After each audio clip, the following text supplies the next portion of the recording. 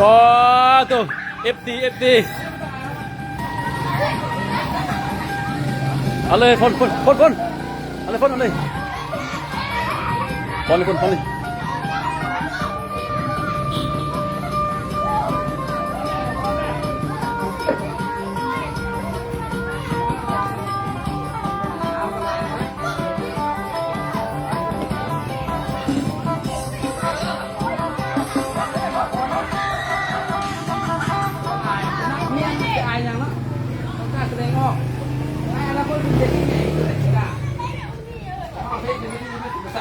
เพื่อการเนี่ยไม่เพื่อการนี่กินหมกกล้วยกินเนื้อหมกพรได้อะ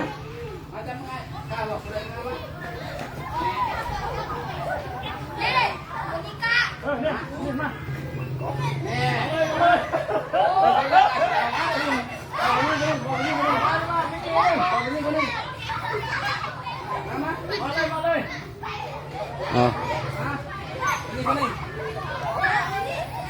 ไปรุ่น90มาเลยเนอะ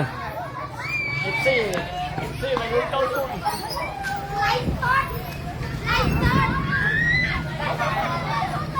รุ่น90ไปรุ่น90เด้อมาย้ำคำพุทธจะเป็นแล้วก็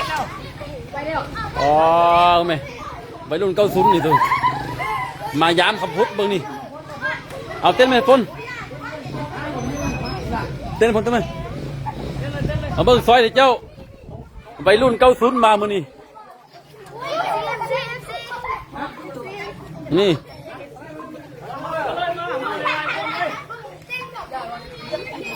ไปรุ่น90มายามพญาคันคัก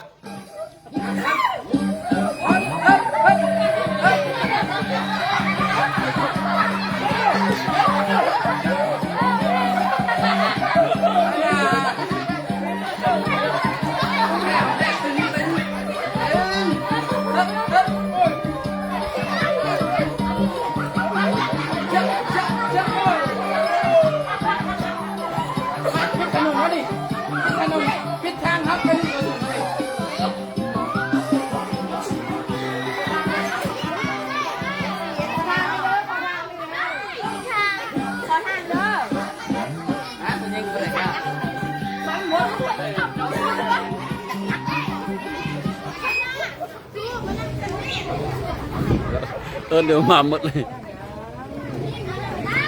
เอามาเบิ่งเด้อไปรุ่น90จากบ้านน้องปาก3-4คนเลยอะไรคนมันจะบ่าย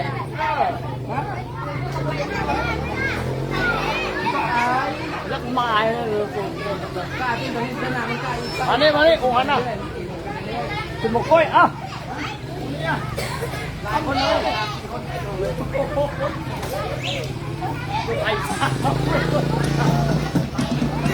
จนไอ้เศร้าโหองค์กรเมื่อกี้เนี่ยไอ้ก็ว่า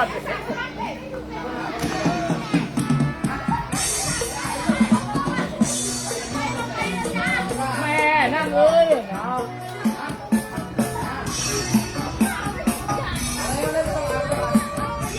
นี่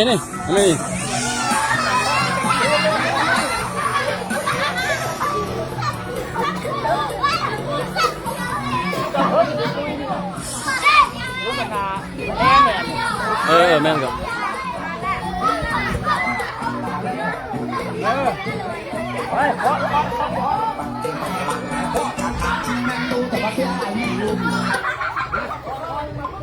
เอาเลยนี่เอาเล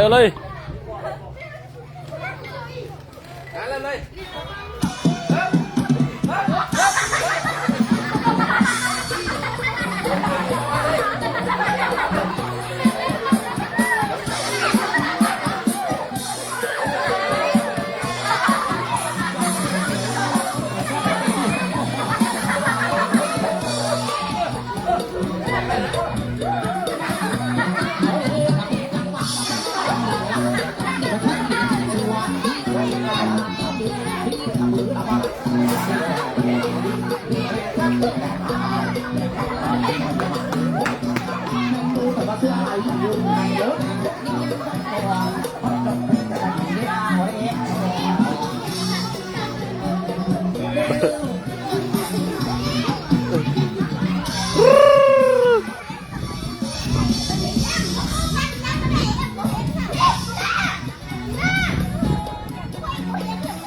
เอาไปรุ่นยุค90เด้อ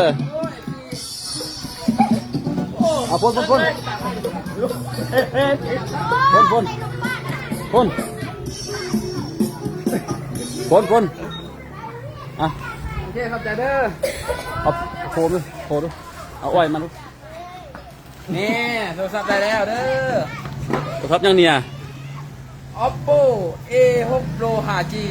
กันยังเด้ กันน้ำได้กันกระแทกได้ซากเข้าไว ต้อง Oppo A 5 Pro A6 Pro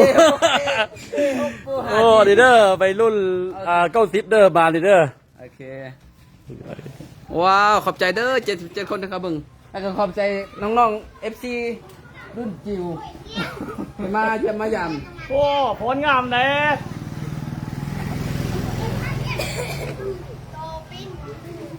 อ่ะ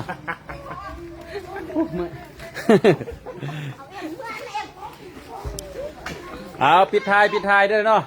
โทรศัพท์ตัวนี้ออกใหม่ล่าสุดห่างกับผลิตมาได้1 เดือนกว่าๆเนาะโทรศัพท์ Oppo A6 Pro 5G กันน้ำได้100%เลยพี่น้องเนาะกันน้ำคักไทยคักวานี่กันน้ำได้เลย โอเคแล้วทิ้งลงเลยอย่าทิ้งเลยขี้ขันงมอีกเลย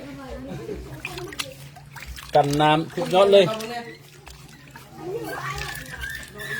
สุดยอดเลยเอาขอบใจในไลน์หมดทุกคน